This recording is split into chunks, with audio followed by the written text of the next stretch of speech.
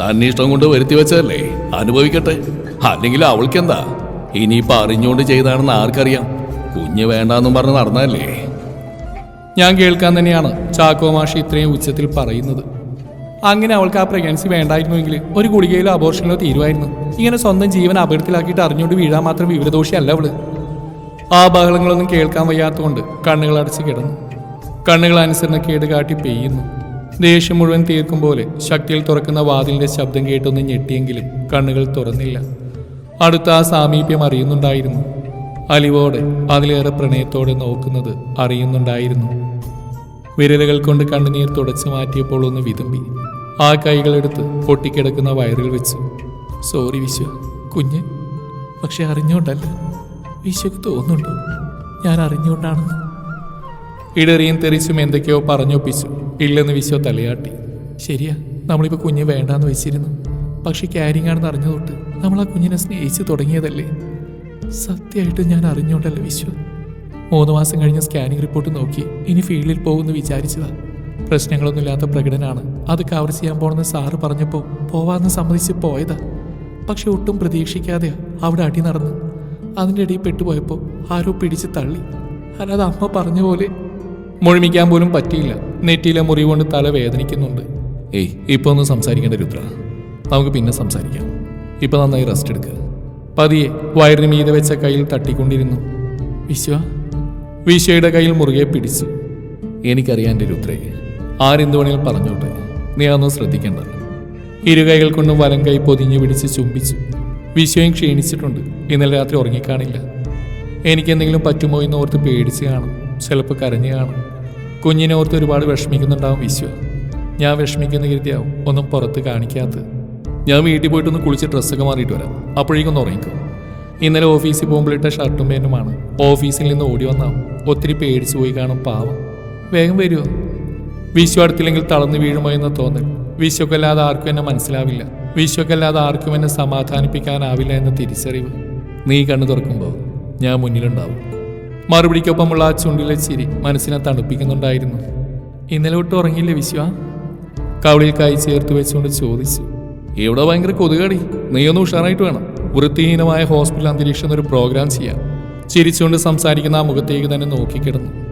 എന്തിനാണ് വിശ്വ എന്നെക്കാൾ നോവുമ്പോഴും എനിക്കായി മാത്രമായി ഇങ്ങനെ ചിരിക്കുന്നത്? എനിക്ക് പറ്റുന്നില്ലല്ലോ നിനക്ക് വേണ്ടി ഒന്ന് ചിരിക്കാൻ. ഉള്ളിലുള്ളതൊക്കെ പുറത്തേക്ക് ചാടുമെന്ന് തോന്നിയത് കൊണ്ടാവാം കുരുങ്ങിക്കിടന്ന കണ്ണുകളെ നോട്ടം തെറ്റിച്ചുകൊണ്ട് എങ്ങോട്ടോ മാറ്റിക്കളഞ്ഞ വിശ്വ. അമ്മയെ ഞാൻ വീട്ടിലേക്ക് കൂട്ടാം, നിന്റെ അമ്മയുണ്ടല്ലോ ഇവിടെ. ഒരുവട്ടം അമ്മയിലേക്ക് കണ്ണു വായിച്ചുകൊണ്ട് പറഞ്ഞു. ചാക്കോ മാഷി ഇനി ഇവിടെ നിന്നാ വല്ലതും പറഞ്ഞെന്നെ വിഷമിപ്പിക്കുമെന്ന് വിചാരിച്ചാൽ കൊണ്ടുപോകുന്നു. ടീച്ചറായിരുന്ന സമയത്ത് കുട്ടികളാരും അമ്മയ്ക്കിട്ട പേരാണ് ചാക്കോ മാഷെന്ന്. അമ്മയ്ക്ക് അത് കേൾക്കുന്നതിലും വലിയ കലി വേറൊന്നില്ല. എവിടേക്കോ സ്വഭാവത്തിൽ ചാക്കോ മാഷുമായിട്ട് സാമ്യമുണ്ട്. ചാക്കോ മാഷിന് പുറകെ പോകവേ വാതിക്കലെത്തിയപ്പോൾ തിരിഞ്ഞു നോക്കിപ്പോവുകയാണെന്ന അർത്ഥത്തിൽ ഒന്നുകൂടി തലയാട്ടി വിശ്വ. വാതിക്കലിൽ തന്നെ നോക്കിക്കിടന്ന് എപ്പോഴും ഉറങ്ങിപ്പോയിരുന്നു. വിശ്വ വന്നില്ലേ അമ്മേ? കണ്ണു തുറന്നപ്പോൾ തേടിയത് ആ മുഖമായിരുന്നു. ഇപ്പോൾ വിളിച്ച് ഫോൺ വെച്ചതേ ഉള്ളൂ മോളെ. ബ്ലോക്കിൽ പെട്ടുപോയിരിക്കാന്ന്. 1/2 മണിക്കൂറിനുള്ളിൽ എത്തും. നീ ഉണർന്നാ പറയണമെന്ന് പറഞ്ഞു. നിനക്ക് കുടിക്കാൻ എന്തെങ്കിലും വേണോ? വേണ്ടെന്ന് തലയാട്ടി. കണ്ണുകൾ വീണ്ടും വാതിൽക്കിലേക്കായി. സോറിഡി, ബ്ലോക്കിൽ പെട്ടുപോയി. അതും പറഞ്ഞ് ധൃതിയിൽ മുറിയിലേക്ക് കടന്നു വന്ന് വിശ്വ. ഒരു പ്ലെയിൻ ടീഷർട്ടും വെള്ളമുണ്ടുമാണ് വേഷം. എഴുത്തും കുത്തുമുള്ള ടീഷർട്ടൊന്നും വിശ്വക്ക് ഇഷ്ടമല്ല. കയ്യിലെ കാറിന്റെ ചാവിയും കവറും ടേബിളിൽ വെച്ച്. കഞ്ഞിയ അമ്മ വന്ന് കിട്ടോ, ചൂടുണ്ട്. അമ്മയോടായി പറഞ്ഞ് അടുത്തു വന്നിരുന്നു. കട്ടിൽ വെച്ച കയ്യിൽ മുറുകെ പിടിച്ചു. തനിച്ചാക്കിയതിന്റെ പരിഭവം. ഭയങ്കര ബ്ലോക്കായിരുന്നടി. വിദ്യാർത്ഥികളെ പോലീസ് മർദ്ദിച്ചെന്ന് പറഞ്ഞ് പ്രതിഷേധ ജാഥ ഉണ്ടായിരുന്നു. ഇന്നലത്തെ സംഭവം പിന്നെയും മനസ്സിലേക്ക് ഇരച്ചു കയറി. തല പൊട്ടിപ്പൊളിയും പോലെ. തലവേദനിക്കുന്നുണ്ടോ? നിന്റെ കണ്ണടയിൽ ലെൻസ് മാറ്റാൻ കൊടുത്തിട്ടുണ്ട്. ഇന്ന് വൈകുന്നേരം തരാമെന്ന് പറഞ്ഞിട്ടുണ്ട്. നെറ്റിൽ കൈവച്ച് മുഖം ചുളിക്കുന്നുണ്ട് പറഞ്ഞു. ഞാൻ കൊടുക്കാം. അമ്മയുടെ കയ്യിൽ നിന്ന് പ്ലേറ്റ് വാങ്ങിച്ചു. കഞ്ഞി കുടിക്കണ്ടേ? എഴുന്നേക്ക് പ്ലീസ് വിശ്വ, എനിക്ക് വിശക്കുന്നില്ല, പിന്നെ കഴിച്ചോളാം. രുദ്ര എഴുന്നേക്ക്. ഒരു കുഞ്ഞു ശാസന. എഴുന്നേറ്റ് വിശ്വയെ ചാരിയിരുന്നു. ഒരു സ്പൂൺ കഞ്ഞി വായിൽ വെച്ച് തന്നതും എന്തിനെന്നില്ലാതെ കണ്ണുകൾ വീണ്ടും നിറഞ്ഞു. ഒരു വറ്റുപോലും ഇറങ്ങുന്നില്ല. ടീഷർട്ടിന്റെ കോളിൽ കൈ ചുരുട്ടി പിടിച്ച് തോളിൽ മുഖമമർത്തി. Sorry Vishwa, really I am sorry. നമ്മുടെ കുഞ്ഞ് അറിയാണ്ട് പറ്റിയതാ വിശ്വ. നീ ഇത് എത്ര വട്ടമായിട്ട് ഒരേ കാര്യം തന്നെ പറയുന്നു. നമ്മൾക്ക് ആ കുഞ്ഞ് വിധിച്ചിട്ടില്ല, അത്രേ ഉള്ളൂ. ശബ്ദം അല്പം ഉയർത്തിക്കൊണ്ട് പറഞ്ഞു. നീ അല്ല രുദ്ര, നീ കാരണം അല്ലടി. ഒന്ന് മനസ്സിലാക്ക് നീ. യാചനയായിരുന്നു ആ സ്വരത്തിൽ. മറുപടി ഏതുമില്ലാതെ അങ്ങനെ തന്നെ മുഖം അമർത്തി നിന്നു. കഞ്ഞി വേണ്ടി കിടന്നു, നീ കുറച്ച് കഴിഞ്ഞ് കുടിക്കാം. താടി പിടിച്ച് ഉയർത്തിക്കൊണ്ട് പറഞ്ഞു. വിശ്വ തന്നെ കിടക്കാൻ സഹായിച്ചു. വിശ്വയുടെ കയ്യിൽ മുറുകെ പിടിച്ചുകൊണ്ട് കിടന്നു. മറുകയാൽ നെറ്റിയിലേക്ക് വീണ് കിടക്കുന്ന മുടിയിഴകളെ വെറുതെ വകഞ്ഞു മാറ്റിക്കൊണ്ടിരുന്ന വിശ്വ. ആബോർഷനാണെങ്കിലും അതിന്റെ ചീട്ടവട്ടത്തിൽ തന്നെ നിൽക്കണം. ചാക്കോ മാഷി വിശ്വയെ കൂടി ഉദ്ദേശിച്ചാണ് പറഞ്ഞത്. എന്റെ വീട്ടിലേക്കാണ് ഡിസ്ചാർജ് ആയിട്ട് പോയത്. ചാക്കോ മാഷ് ഉണ്ടായിരുന്നു. കയ്യിൽ ആരും കാണാതെ ഒന്നമർത്തി ചാക്കോ മാഷിന് പുറകെ ഇറങ്ങി. കാറിൽ കയറിയപ്പോൾ എനിക്ക് മാത്രമായിട്ടുണ്ടായിരുന്ന ഒരു ഹോൺ. രാവിലെ നേരത്തെ വീട്ടിൽ നിന്ന് ഇറങ്ങും, ഇവിടെ കയറിയിട്ട് ഓഫീസിൽ പോകും. അതുപോലെ വൈകുന്നേരം ഇവിടെ വന്ന് ഹാജർ വെച്ചിട്ട് വീട്ടിലേക്ക് പോകും. പറ്റുന്ന സമയത്തൊക്കെ വിളിക്കും. ഞാൻ തനിച്ചാവാതിരിക്കാൻ പെടാപാട് പെടുന്നുണ്ട് ആള്. ഇടയ്ക്ക് ഒരു ലോഡ് ഉപദേശമായിട്ട് ചാക്കോ മാഷും വിളിക്കും. നമുക്ക് ഈ ജോലി വേണ്ട രുദ്ര. ഒന്നാമത് ഒരു സമാധാനവും കിട്ടില്ല. ഇപ്പൊ തന്നെ കണ്ടില്ലേ ഓരോന്ന്. വേറെ വല്ല ജോലിക്കും നോക്കാം. വിശ്വ നിന്നെ വിഷമിപ്പിക്കേണ്ടെന്ന് വെച്ച് പറയാത്തതാവും. മുറിയിൽ വന്ന അമ്മ പരിങ്ങി കളിക്കുന്ന കണ്ടപ്പോൾ തന്നെ മനസ്സിലായിരുന്നു എന്തോ പറയാൻ ശ്രമിക്കുകയാണെന്ന്. ഇന്ന് ചാക്കോ മാഷ് വന്നിരുന്നു. അടുക്കളയിൽ വെച്ച് എന്തോ രണ്ടാളും കൂടി സംസാരിക്കുകയായിരുന്നു. ഞാൻ വന്ന് നിർത്തി. എൻ്റെ അശ്രദ്ധ കാരണമാണെന്ന് ഇടയ്ക്ക് വരുന്ന ബന്ധുക്കളുടെ സംസാരം അലോസരപ്പെടുത്താൻ തുടങ്ങിയിരുന്നു. അതിൻ്റെ കൂടെ അമ്മയും. ചിലപ്പോൾ തോന്നുന്നു അവർ പറയുന്നത് സത്യമല്ലേ എന്ന്. പറ്റില്ലെന്ന് പറഞ്ഞിരുന്നെങ്കിൽ അന്ന് മറ്റൊരാൾ പോകുമായിരുന്നു. അതിനേക്കാൾ ഉപരി കുഞ്ഞ്. ഞാൻ കാരണം വിശ്വ വേദനിക്കുന്നു. എല്ലാം എന്നിൽ പിടിമുറുക്കി തുടങ്ങിയിരുന്നു. ചില നേരത്തെ ചിന്തകൾ നീരാളിയെ പോലെയാണ്. നീ ഇനി ഇവിടെ നിൽക്കണ്ട, എൻ്റെ അടുത്ത് നിന്നാൽ മതി. പാക്ക് ചെയ്യാനുള്ള എന്താണെന്ന് വെച്ചാൽ പാക്ക് ചെയ്യുക. വിശ്വയുടെ മുഖം കണ്ടാൽ അറിയാം നല്ല ദേഷ്യത്തിലാണെന്ന്. അത് മനസ്സിലാക്കിയോണ്ടാവാം അച്ഛനും അമ്മയും എതിര് പറഞ്ഞില്ല. കാറിൽ വെച്ചൊന്നും മിണ്ടിയില്ല. മുഖം കനത്തന്നെയുണ്ട്. വിശ്വ പ്ലീസ്. എന്നിട്ട് മൈൻഡ് ചെയ്യാഞ്ഞപ്പോൾ സ്റ്റിയറിംഗിൽ വെച്ച കയ്യിൽ അമർത്തി പിടിച്ച് കാറ് റോഡരികിൽ അടുപ്പിച്ച് നിർത്തി. ഇരു കൈ കൊണ്ട് മുഖം അമർത്തി തുടച്ചു. ഈ ലോകത്ത് ആദ്യമായിട്ടാണ് ഒരു കുഞ്ഞ് അബോട്ടായി പോകുന്നത് അല്ലെന്ന് തലയാട്ടി. ഇറ്റ്സ് കോമൺ രുദ്ര, നീ അത് മറന്നേക്ക്. നമുക്ക് ആ കുഞ്ഞ് വിധിച്ചിട്ടില്ല. ഫിസിക്കലി ഫിറ്റായവരാണ് നമ്മൾ രണ്ടാളും. നമുക്ക് ഇനിയും കുഞ്ഞുങ്ങളുണ്ടാവും. പിന്നെന്താ? ഇനിയും കുഞ്ഞുങ്ങളുണ്ടാവും. പക്ഷെ അത് ആ കുഞ്ഞല്ലല്ലോ വിശ്വ. പക്ഷെ അത് പറഞ്ഞില്ല. അതും പോട്ടെ, നീ ചെയ്യാത്ത തെറ്റിന് ആരെങ്കിലും നിന്നെ കുറ്റപ്പെടുത്തുമ്പോൾ എന്തിനാ ഇങ്ങനെ കേട്ട് നിൽക്കുന്നത്? പ്രതികരിക്കാൻ അറിയാത്ത ആളല്ലല്ലോ നീ. നിനക്കും എനിക്കും എല്ലാവർക്കും അറിയാം എങ്ങനെയാണ് അത് സംഭവിച്ചതെന്ന്. ബാക്കിയുള്ളവരുടെ കാര്യം പോട്ടെ, നീ എന്തിനാ നിന്നെ തന്നെ കുറ്റപ്പെടുത്തുന്നത്? പലരും പലതും പറയും. അവനൊക്കെ ചെവി കൊടുക്കാൻ നീ എന്തിനാ പോകുന്നത്? എനിക്കും സങ്കടമുണ്ട് രുദ്ര. എന്നിരുന്ന് നിന്നെ പോലെ മുറിയിലടച്ചിരിക്കുകയാണോ ഞാൻ? Please come out of this. തലകുനിച്ചിരുന്നാലും ഒന്നും പറഞ്ഞില്ല. വീട്ടിലെത്തിയതും കാത്തിൽക്കാതെ കാറിൽ നിന്നിറങ്ങി അകത്തേക്ക് പോയി ആള്. ചാക്കോ മാഷിനോട് ഇത്തിരി നേരം സംസാരിച്ചു കഴിഞ്ഞ് മുറിയിലേക്ക് വന്നപ്പോൾ ടവൽ കൊണ്ട് മുഖവും തുടച്ച് ബാത്റൂമിൽ നിന്ന് ഇറങ്ങി വന്നു. സോറിടാ, അറിയാതെ ദേഷ്യപ്പെട്ടു പോയതാ. വിശ്വയുടെ മടിയിലേക്ക് ചായച്ച് കിടത്തി കണ്ണട ഊരിയെടുത്ത് ടേബിളിൽ വെച്ച് നെറ്റിയിൽ പതിയെ തലോടിയപ്പോൾ കണ്ണുകളടച്ച് കിടന്നു. നമുക്കൊരു കൗൺസിലിങ്ങിന് പോയാലോ? ചോദ്യം കേട്ട് കണ്ണുകൾ തുറന്ന് ആ മുഖത്തേക്ക് നോക്കി. നിനക്ക് മാത്രമല്ല എനിക്ക് വേണം. കംപ്ലീറ്റ്ലി എക്സോസ്റ്റഡ് എന്നൊക്കെ പറയില്ലേ, അതുപോലെ ഇപ്പം മനസ്സ്. സമ്മതം പറഞ്ഞപ്പോൾ നെറ്റിയിൽ നനത്തൊരു മുത്തം നൽകി. പിന്നെ കവിൾ നിറയെ പറയാതെ പറയുന്ന വേദനകൾ, പരിഭവങ്ങൾ. എൻ്റെ ഉള്ളിലെ വേദനകൾ ചുണ്ടുകൊണ്ട് ഒപ്പിയെടുക്കും പോലെ മറ്റൊന്നിനും സ്ഥാനമില്ലാതെ നമ്മളിൽ നമ്മൾ മാത്രം നിറഞ്ഞു നിന്ന നിമിഷങ്ങൾ. ഡോക്ടർ ശ്രീരേഖ ഊഴം കാത്തിരുന്നപ്പോൾ ബോർഡിലെ പേര് വായിച്ചു. ചിരിയോടെ നമ്മളെ കേട്ടിരിക്കുന്ന ഒരാൾ. മടുപ്പിക്കാതെയുള്ള സംസാരങ്ങൾ, ധൃതി വെക്കാതെ സൗമ്യമായുള്ള ചോദ്യങ്ങൾക്ക് മുമ്പിൽ ഉള്ളു തുറക്കാൻ മടി തോന്നിയില്ല. ഡോക്ടർ ആദ്യം പറഞ്ഞ സജഷനായിരുന്നു തിരിച്ച് ജോലിയിലേക്ക് റീജോയിൻ ചെയ്യാൻ. വിഷയം ഒരുപാടായി പറയുന്നു ഇങ്ങനെ ചടഞ്ഞിരിക്കാതെ ജോലിക്ക് പോകാൻ. പക്ഷെ എന്തോ ജോലിക്ക് പോകാനേ തോന്നുന്നില്ലായിരുന്നു. പിറ്റേന്ന് വിശ്വ തന്നെ കുത്തിപ്പൊക്കി എഴുന്നേൽപ്പിച്ചു. വിശ്വ തന്നെ കാറിൽ ചാനലിൽ കൊണ്ടുവിട്ടു. ആൾക്കാരുടെ ചോദ്യങ്ങൾക്ക് ഉത്തരം കൊടുത്ത് സീറ്റിൽ പോയിരുന്നു. മോഹൻ സാർ വിളിക്കുന്നതെന്ന് ആരോ എന്ന് പറഞ്ഞപ്പോൾ അദ്ദേഹത്തിന്റെ ക്യാബിലേക്ക് പോയി. താൻ ഓക്കെ അല്ലേ? Yes sir. അന്ന് ആ പ്രകടനത്തിൽ കല്ലെറിഞ്ഞ് വേറെ പാർട്ടിയിലെ ആളായിരുന്നു. അതാണ് പോലീസ് ലാത്തി ചാർജ് ഉണ്ടാവാൻ കാരണം. ആ ദിവസം സാറിന്റെ സംസാരത്തിൽ കടന്നു വന്നപ്പോൾ വീണ്ടും ആ മടുപ്പിക്കുന്ന വലയത്തിൽ ചെന്നെത്തിക്കും പോലെ തിരിച്ച് സീറ്റിൽ വന്നിരുന്നപ്പോൾ ചുറ്റും ചോരയുടെ മണം പോലെ, വസ്ത്രം നനയുന്ന പോലെ. എൻ്റെ കുഞ്ഞ്. ചുണ്ടുകൾ വിറച്ചു. അറിയാതെ തന്നെ കൈകൾ വയറിനെ വലയം ചെയ്തു. ഇനി അവിടെ ഇരുന്ന ഭ്രാന്ത് പിടിക്കുമെന്ന് തോന്നി. റെസിഗ്നേഷൻ ലെറ്റർ ടൈപ്പ് ചെയ്ത് സാറിന് മെയിൽ അയച്ചു. മെയിൽ കണ്ടുകൊണ്ടാവും ക്യാബിൽ നിന്ന് വരുന്ന കണ്ടു. റീസൈൻ ചെയ്യാൻ മാത്രം എന്താ ഇവിടെ ഉണ്ടായേ? പ്ലീസ് സർ, നിർബന്ധിക്കല്ലേ, പറ്റാഞ്ഞിട്ടാ. അത്രമാത്രം പറഞ്ഞ് അവിടെ നിന്ന് ഇറങ്ങി. വീട്ടിലെത്തുമ്പോൾ ചാക്കോ മാഷ് അത്ഭുതത്തോടെ നോക്കുന്നുണ്ട്. വയ്യെന്ന് പറഞ്ഞു. നീ ഇന്ന് നേരത്തെ വന്നോ?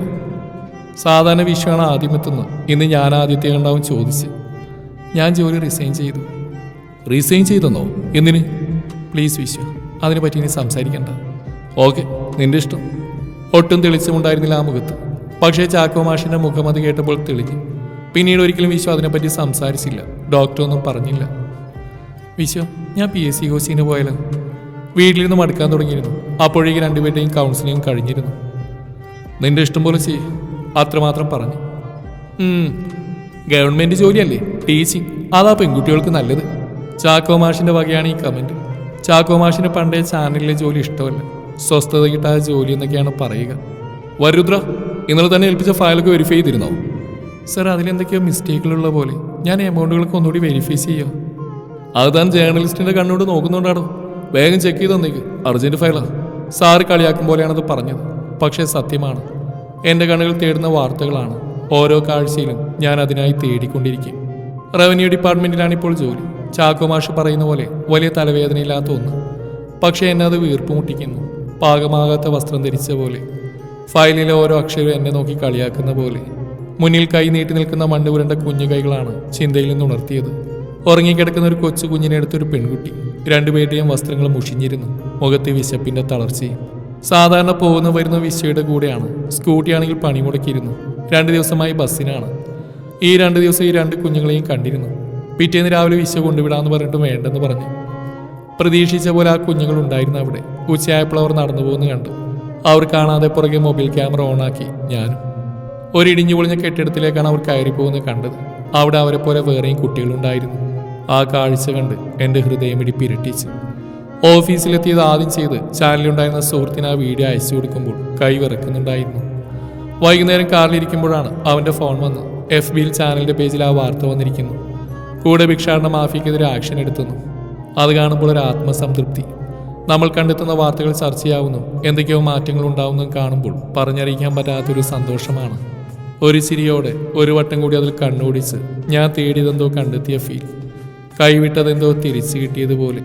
എന്താണ് ഇത്ര സന്തോഷം? വിശ്വ ചോദിച്ചപ്പോൾ ഒന്നുമില്ലെന്ന് പറഞ്ഞു. വീട്ടിലെത്തുമ്പോൾ ചാക്കോ മാഷ് വാർത്തയും തുറന്നു വെച്ച് കാണുകയാണ്.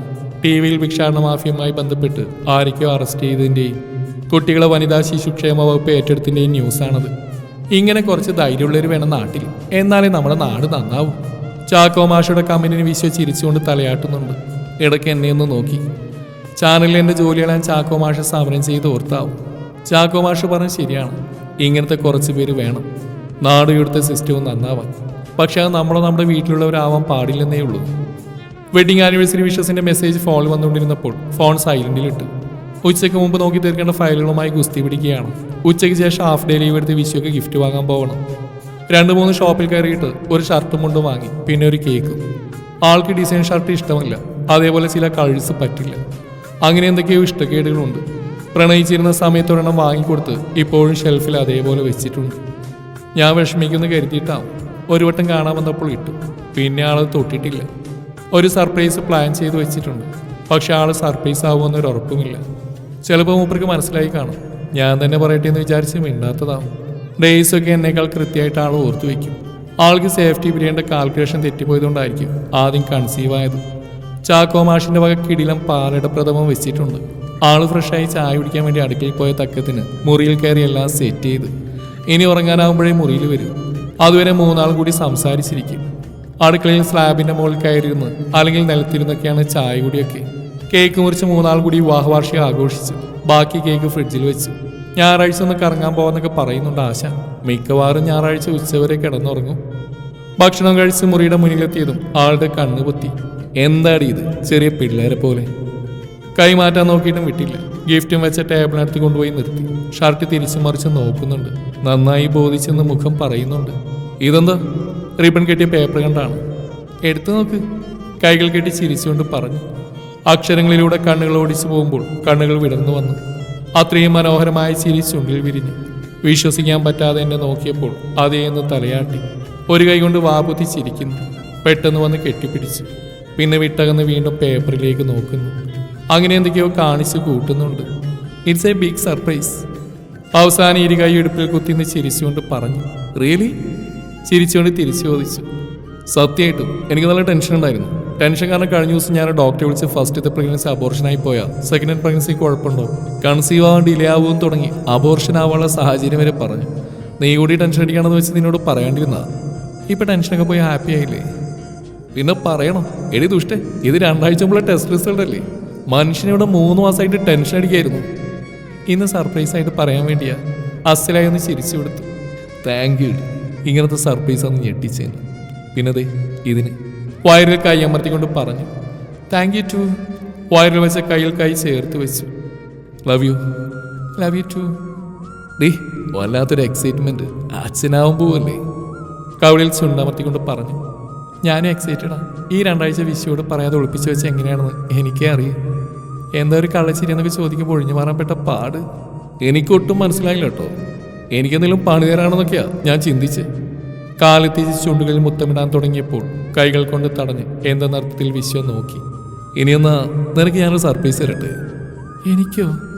ആന്നേ, കണ്ണടക്ക്. കയ്യിലെന്തോ വെച്ച് അന്ന് കണ്ണു തുറന്നു. ചാനലിലെ അപ്പോയിൻമെന്റ് ലെറ്റർ. മോഹൻ സാറിനെ വിളിച്ച് റീജോയിൻ ചെയ്യുന്നതിനെ പറ്റി സംസാരിക്കണം. സാറ് സമ്മതിച്ചില്ലെങ്കിൽ മറ്റെവിടെയെങ്കിലും നോക്കാമെന്നൊക്കെ വിചാരിച്ചതായിരുന്നു. പക്ഷേ വിശ്വകേര് സ്കോർ ചെയ്ത് കളഞ്ഞു. Thank you Vishwa. വിശ്വയെ കെട്ടിപ്പിടിച്ചു. You most welcome my dear പൊണ്ടാട്ടി. നാളത്തെ ന്യൂസിലെ കറക്ഷൻസ് ഒക്കെ ആയി. ഇന്ന് സാധാരണ ലേറ്റായി. ലേറ്റ് ആവാതിരിക്കാൻ എന്നും ശ്രദ്ധിക്കാറുണ്ട്. പക്ഷെ പറ്റിപ്പോയി. ഇന്നെന്തായാലും ചാക്കോ മാഷിന്റെ വക ഭാഗവത പാരായണ ഉറപ്പാ. കാറിന്റെ ശബ്ദം കേട്ട് വിശ്വക്ക് പുറകെ ചാക്കോ മാഷ് ഇറങ്ങി വന്നു. അടുക്കളയിൽ നിന്നാണ് തോന്നുന്നു രണ്ടാളുടെയും വരവ്. രുദ്ര, എന്താ ഇത്ര വൈകിയത്? ഗർഭിണിയാണെന്ന് ഓർമ്മയില്ല നിനക്ക്? ഇന്നൊരു ദിവസം മാത്രമേ, ഇനി ആവർത്തിക്കില്ല. വേഗം ഫ്രഷായി വാ, അപ്പോഴേക്കും ചായ എടുക്കാം. ശരിയമ്മേ. പോകുന്ന പോക്കിൽ ചാക്കോ മാഷിന്റെ കവിളിൽ ഉമ്മയും കൊടുത്തു. കക്ഷി കവിളും തടവിക്കൊണ്ട് അടുക്കളയിലേക്ക് പോയി. സീരിയൊക്കെ വന്നു കാണും. എടി വേഗം ഫ്രഷായി വന്നാലേ വിശ്വാസ് സ്പെഷ്യൽ മസാല ദോശ കഴിക്കാം. ദേ ഇപ്പൊ വരാം. വിശ്വ പുറകിൽ നിന്ന് വിളിച്ചു പോയപ്പോൾ മറുപടി കൊടുത്തു. ചാക്കോ മാഷിന് വിശ്വ കാര്യമായിട്ടൊരു ഡോസ് കൊടുത്തിട്ടുണ്ട്. കക്ഷി ചാനലിലെ ജോലിയെ പറ്റി കുറ്റപ്പെടുത്താറില്ല. അതെന്താണെന്ന് വിശ്വയോട് ചോദിച്ചാൽ പറഞ്ഞു തരില്ല. അമ്മയെ കുറ്റപ്പെടുത്തി എന്നോട് ഒന്നും പറയില്ല. ജീവിതത്തോട് ഒറ്റക്ക് പൊരുതി ജീവിച്ച ആളാണ് ചാക്കോ മാഷ്. ഒരുപാട് അനുഭവിച്ചിട്ടുണ്ടെന്ന് വിശ്വ പറഞ്ഞു കേട്ടിട്ടുണ്ട്. പിന്നെ റിട്ടയർമെന്റിന് ശേഷം വീട്ടിൽ ചടഞ്ഞു കൂടിക്കുന്നതിൻ്റെ ഒക്കെ റിയാക്ഷനാണ് ഈ ബഹളം വയ്ക്കൽ. ഇപ്പം അമ്മയെ പോലെ റിട്ടയർഡായ 2-3 ടീച്ചേഴ്സിന് കൂടി ഒരു ട്യൂഷൻ സെന്റർ നടത്തുന്നുണ്ട്. വിശ്വക്ക് ഒരു കുഞ്ഞ് വേണമെന്ന് ഭയങ്കര ആഗ്രഹമായിരുന്നു അമ്മയ്ക്ക്. ആ ആഗ്രഹം സാധിക്കാൻ പോകുന്നു. അതുകൊണ്ട് ആളിപ്പോൾ എല്ലാം കൊണ്ട് ഹാപ്പിയാണ്. നിന്റെ ശ്രദ്ധ എവിടേക്കാ വിശ്വ? അടുക്കളയിൽ നിന്ന് ചാക്കോ മാഷിന്റെ ശബ്ദമുയർന്നു. കേൾക്കുന്നുണ്ട്. ചപ്പാത്തി കരിഞ്ഞു കാണും. വിശ്വക്ക് കണക്കിന് കിട്ടുന്നുണ്ട്. വേഗം കുളിച്ച് റെഡിയായി ആ ബഹളങ്ങളിലേക്ക് ഇഴചേർന്നു.